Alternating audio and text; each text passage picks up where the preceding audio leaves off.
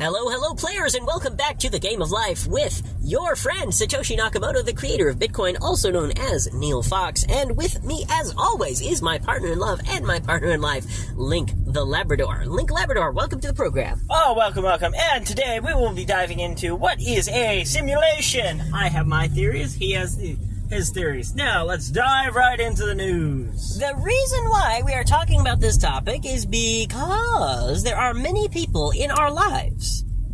Mark Zuckerberg being one of them, the president being another one, Donald Trump, a former president, being another one, Kamala Harris, the vice president, the Congress, the courts, the people trying to advertise to you, the people trying to sell you insurance. All of these different types of individuals with lots and lots and lots of power, or individuals or organizations, are trying to create a specific simulation.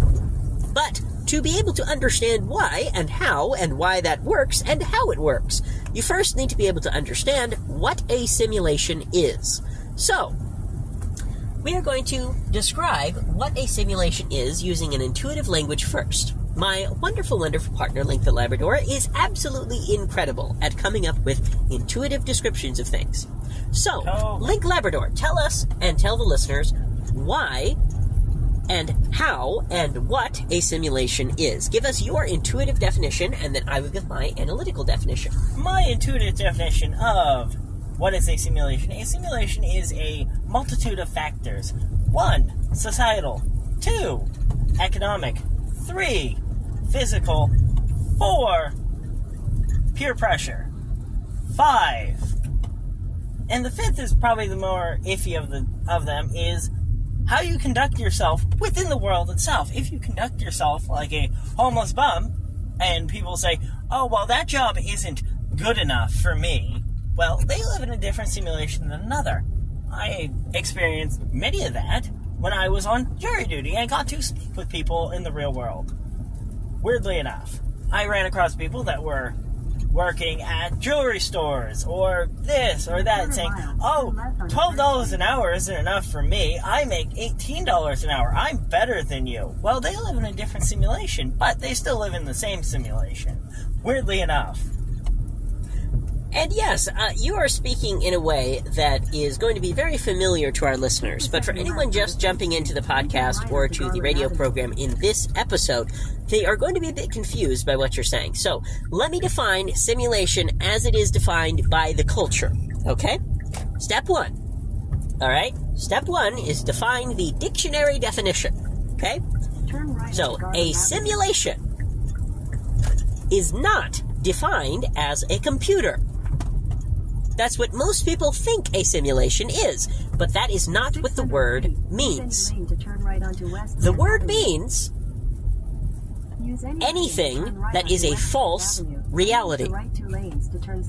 Correct. A false reality. Now, what makes something false? Wow, we are getting into the very, very, very roots of everything we're trying to say in this episode. Okay, what is false versus truth? What is false? Video games is a false reality.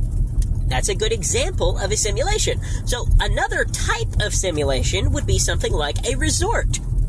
Because if you go to a resort and you pay $500 a day, they will give you an unlimited amount of food, they will give you an unlimited amount of massage, and they will give you absolutely perfect customer service regardless of how shitty you are to the employees. Correct. Okay? So, that is another example of a type of simulated reality. Okay? Mm-hmm. So, a type of simulated reality. Video games. Obviously. Now, yes. People back in the 1980s or 1970s who experienced Atari and Mario Brothers and all that, and that's, for our older listeners, who that's their conception of video games, they may not realize how far video games have come.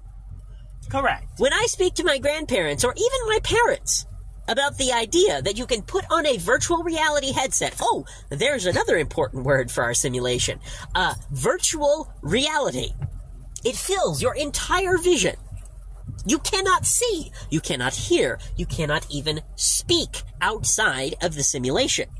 Now, ironically enough, one of the most essential and basic senses, smell, and another basic sense, touch, have not yet reached full simulation yet. They're working on it. However, there are many people working on what are called haptic suits. Haptic, meaning simulated touch. For example, there are some very, very funny videos on YouTube, you guys can look this up, of a furry wearing a haptic suit. Just search furry haptic suit, and it'll come right up, and it has millions of views because it's very funny. So he turned his haptic suit up to its maximum setting, and then had his friends shoot at him with guns in this simulated game, in VR chat. So it was like darts and electricity and stuff like that. And it feels incredibly painful, because this person is wearing a vest that is essentially poking them with needles. No, it's not exactly a needle, but you get the idea, okay? It's essentially punching them in the places where their friends are shooting them with darts, okay? So that's an example of a haptic suit. Any person who has watched Ready Player One, any person who has watched The Matrix, any person will understand what kind of simulations we are going towards. Because we are already to the point that there are many thousands and thousands and thousands of young people, especially in Japan, but also in other countries, including the United States, many European countries, and many Asian countries, including China and Indonesia. Singapore in particular, okay? Many young people from the ages of 20 to 30, who have understood that these simulations are so fantastic. Why would they worry about going to work for someone else? Why would they care if they wanted? Why would they care about making $7 an hour? Because in the state that we are currently in, the state of Arkansas, the minimum wage is $7.25 an hour. And for a person, let's say this person is the age of 25, okay? They dropped out of high school just before they graduated, so they don't have a high school degree. They do not have the qualifications to go to college. And they don't have job experience because they've been playing fucking video games for the last 17 fucking years. So they can go to their simulated reality. The reality of World of Warcraft, for example. The world of books. The world of video games. The world of whatever type of simulation makes them happy. And they can be powerful. They can be incredible. They can be super powered. Why would they want to go work for $7 an hour? And so, ironically enough, these people, in my opinion, have, in a certain way, already left the simulation. Now, we're going to take a quick commercial break before we return to our program, and I hope that you will enjoy. Thank you very much, and we will see you soon.